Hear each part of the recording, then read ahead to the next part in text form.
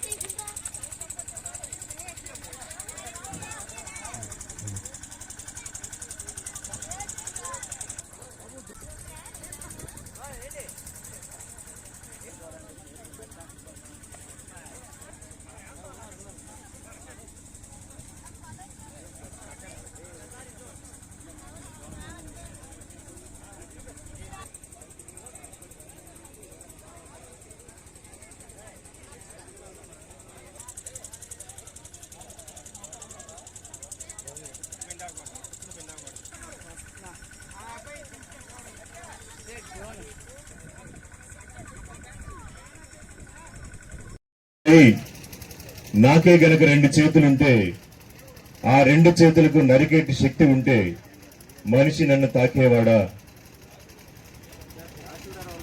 వృక్ష అందరి కరతాల ధ్వనుల మధ్య అదేవిధంగా మండల ప్రముఖులు, జిల్లా ప్రముఖులు శ్రీ సాలా హరగ చేస్తున్నాం అంటే ప్రతి ఒక్కరికి చెట్టు నీడ కావాలి.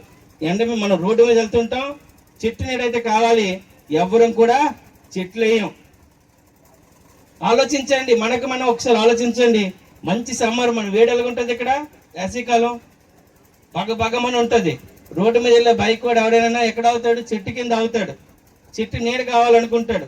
కానీ ఆయన మనసుకు ఒకసారి ఆలోచించండి, నేను ఎన్ని చెట్లు నాటానని ఒక్కసారి ఆలోచించుకుంటే రాబోయే తరాలకు మనం ఏమి ఇవ్వగలుగుతున్నాం అన్నది ఆలోచించుకోవాల్సిన అవసరం ఉంది.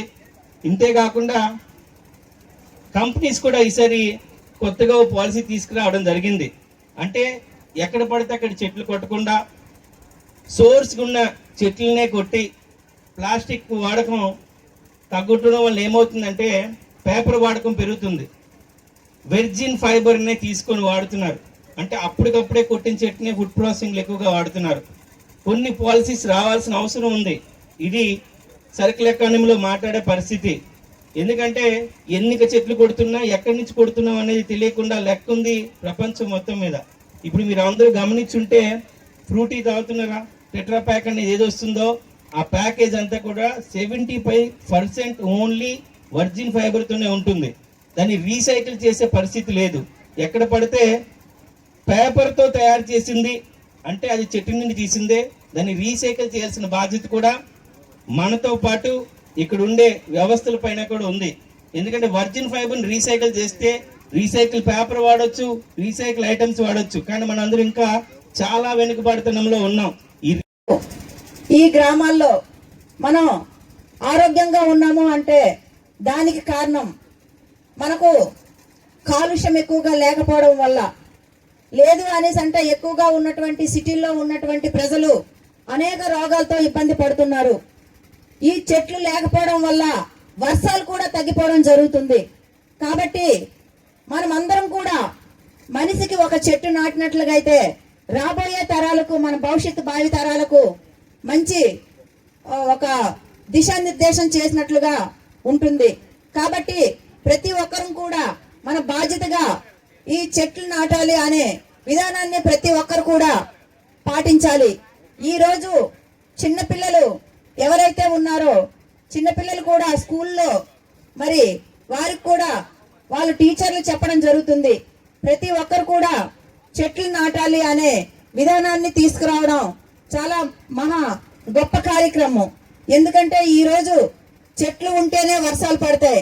దానికి మరి మనం అందరం కూడా ప్రతి ఒక్కరు బాధ్యత తీసుకొని దీన్ని సద్వినియోగం చేసుకోవాలని ప్రతి ఒక్కరు కూడా కోరుకుంటున్నాను. ఈ పచ్చని చెట్టే ప్రగతికి సోపాన మార్గమని గుర్తెరిగి ప్రకృతిలోని సమతుల స్థితిని అవసరాన్ని గుర్తిస్తూ ప్రతి నీటి బొట్టును సద్వినియోగపరుస్తానని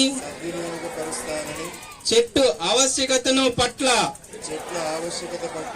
అవగాహన పెంచుతూ వనాలను నరకనని నరకనివ్వనని విరివిరిగా మొక్కలు నాటుతానని మన ఊరారా వాడాడా ఇంటి బయట అన్ని చోట్ల మొక్కలు నాటడంతో పాటు వాటి సంరక్షణ బాధ్యతను కూడా స్వీకరించి ఆంధ్రప్రదేశ్ ను పచ్చని తోరణముగా చేస్తానని ప్రతిజ్ఞ చేస్తున్నాను.